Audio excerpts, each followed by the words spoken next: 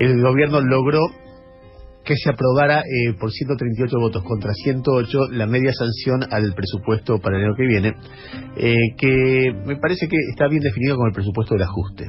Es un presupuesto que no solamente es injusto en la manera en que se achica todo, se achican gastos sociales muy sensibles, presupuestos para áreas que para el país son muy importantes. Es digamos, el gobierno puede celebrar un éxito político en el día de ayer. La sociedad no tiene nada que celebrar. Lo que pasa que la aprobación de ese presupuesto lo único que hace es reflejar la situación que está en las finanzas del país, y la situación de un país que se ha tornado bastante difícil, cuya viabilidad se ha tornado un poco difícil dado lo que ha pasado en los últimos años. A ver, lo básico que muestra el presupuesto es algo que se puede definir como un gran fracaso de las políticas del gobierno, porque vos ves un esfuerzo enorme para pagar intereses de una deuda que contrajo este mismo gobierno y que no se sabe qué efectos positivos tuvo, porque uno podría discutir enormemente todo esto, pero a ver, hoy en día tenés que ajustar y ajustar y seguir ajustando y seguir ajustando eso. ¿Por qué? Porque contrajiste una deuda enorme y no dejás de contraer deuda, entonces es un lío, es como un laberinto, y no solamente se puede ver y son las cosas que se pueden ver en ese presupuesto, que un montón de plata se va hacia gente que tiene mucha plata, y un montón de plata sale de gente que tiene poca plata, que la necesita. Entonces, todo ese elemento general, después puede discutir mil cosas, que es la matemática, que es la ley de la gravedad, que es lo que hay, etcétera, que es la alternativa, que todo lo que uno puede escuchar, pero lo que uno ve de ese presupuesto es una gran injusticia, una gran impericia y un enorme fracaso. Eso es lo que uno ve, o por lo menos lo que yo veo de ese presupuesto. Por supuesto que estoy dispuesto a discutirlo, y alguien puede tener una variante, pero realmente no me creo que sea, no creo que mi acercamiento a estos temas sea infantil. Creo que los países a veces requieren de un ajuste, requieren de un endeudamiento. Lo que pasa es que cuando uno ve la sintonía fina y cómo se dio en estos 3 años y ve los resultados, uno no puede, por lo menos desde mi punto de vista, menos que ver un fracaso. ¿Vos querías decir algo? ¿Vos no me pareció? Nada, tengo una visión similar a la tuya, pero sí que es después hay que ver, por el presupuesto nunca se cumple, con lo cual todo puede ser peor encima. O mejor. Mejor yo lo veo difícil, pero que puede ser peor tranquilamente, porque en este país generalmente cuando hacen un presupuesto y no lo cumplen es para empeorar las cosas. Pero nada, es el presupuesto de un país empobrecido, ¿no? Claro, exactamente. Ahora, dicho esto, déjeme contarle lo que yo siento de la sesión de ayer. Nosotros tuvimos una experiencia piola antes de la sesión acá en el programa, porque escuchamos un rato a Fernando Iglesias y un rato a Axel Kicillof, que son dos personajes o personalidades o dirigentes que tienen una argumentación bastante articulada respecto a lo que piensan. Y la verdad que cualquiera que escuchaba eso tranquilo, me parece a mí, veía que la argumentación de Kicillof era más fuerte que la de Fernando Iglesias. Fernando Iglesias estaba, bueno, es lo que hay, ¿qué quiere? Y la remamos como podemos, y eso era básicamente eso. No tenía la agresividad argumentativa que tiene habitualmente Iglesias.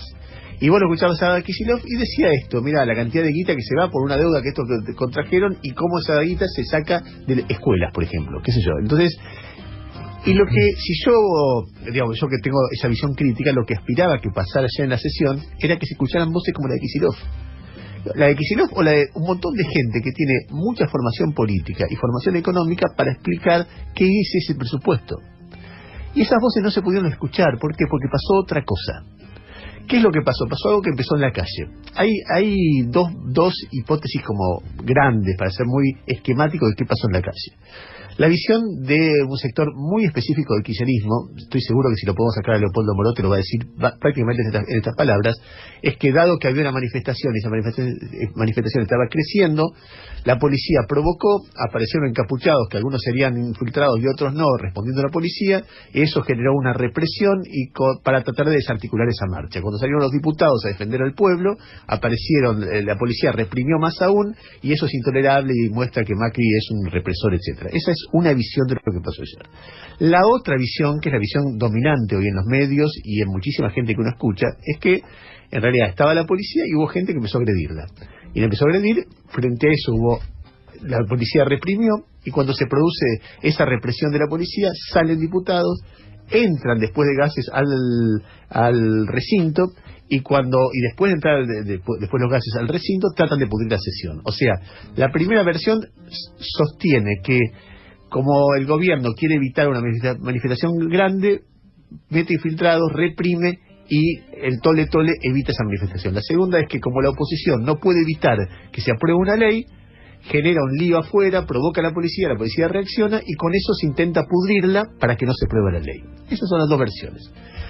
De repente hay un poco de cada una. Es muy difícil para un periodista que realmente te aturden con la versión A y la versión B, y si no estás ahí es muy difícil chequear qué es lo que pasó.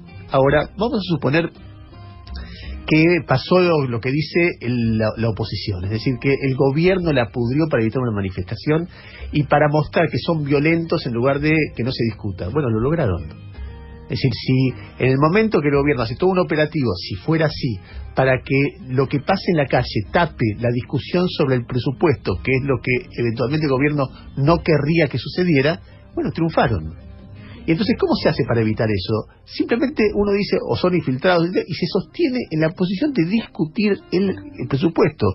No le da tanta entidad, además utilizando categorías que son muy exageradas para lo que pasa, porque la descripción que hacían los diputados de la oposición, sobre todo Moró, Larroque, era una guerra civil lo que pasaba afuera, y no era una guerra civil lo que pasaba afuera. Entonces, le da una entidad a lo que pasa afuera, en lugar de sostener, frenar, sos dirigente, hay manifestación afuera, buscás cómo frenar porque sabés que eso no te beneficia. Sin embargo, a lo que se le da de entidad, se lo agredía a Massot por su familia, estaban al borde de agarrarse a trompadas, y se corría el eje de la discusión. Entonces la discusión era si había violencia o no, y vos sabés que cuando empieza la violencia, el reflejo natural de la mayoría de la ciudadanía es mirar al tipo que tiene una piedra y repudiarlo. Entonces gana el gobierno. Al revés, y entonces, si el gobierno buscaba eso, lo logró. Y lo logró gracias al apoyo de los diputados de la oposición. Y si el gobierno no lo buscaba y fueron a pudrirla para evitar la ley, también gana el gobierno, porque no lo evitaron, entonces queda como patético. Entonces yo no entiendo qué es lo que se gana con este tipo de actitud. Lo que se gana es correr la discusión de un tema que sí es prioritario, porque discutir este presupuesto es importante, y mostrar que este presupuesto muestra un fracaso del gobierno es importante, porque es parte de la discusión democrática, y porque sería bueno que surgiera. Ahora, las voces sensatas de la oposición, insisto, Kicillof acá fue muy interesante de escuchar. Ahora, si esto se tapa por patoteadas contra Emilio Monzó, contra patoteadas contra Massot y todo ese tipo de cosas, es una estupidez, o por lo menos a mí me parece que es muy tonto. En este contexto falta un tema que es la actuación de la policía, porque cuando pasa todo esto aparecen las detenciones, y las detenciones son el voleo. No es que se detiene a alguien que tiene una piedra en ese momento, etcétera, se detiene a cualquiera. Y la comprobación de que se detiene a cualquiera se puede ver en dos o tres hechos. Primero, hay periodistas detenidos, que no entiendo por qué están detenidos. No sé si siguen detenidos o no, pero hay dirigentes sociales detenidos. Los dirigentes de la Poderosa, por ejemplo, estuvieron detenidos por lo menos hasta altas horas de la noche. Después vamos a ver qué es lo que pasa, y realmente no corresponde. Uno los conoce, sabe que no están tirando piedras, sabe que son pacíficos. ¿Qué hacen detenidos? ¿Por qué los detienen? Además los detienen de manera bastante violenta, y vamos a tratar de entender qué cuernos pasa ahí, pero te da la pauta de que las detenciones no son que los viste con una cámara y que fuiste y tiraste la red, además lejos de los lugares, ¿no? Hay dos cosas para marcar de este punto. Primero, según el oficialismo, en el informe reservado de policía son 500 los que estaban participando en los incidentes, 500 personas, que ya me parece un número realmente bajo para la movilización que era. Según otras fuentes, eran 300, si no podemos controlar a 300 tipos, igual estamos en un problema. Y lo segundo, recuerden que en los incidentes, yo entiendo que hay mucho alboleo y quizás es, como alguno dice, una cacería. En los incidentes de diciembre también habían sido detenidas varias personas, pero finalmente a 7 les pudieron probar todos los delitos y están elevados a juicio oral con confirmación de cámara. Veremos qué ocurre ahora, quiénes son los que están detenidos y con qué pruebas se cuentan.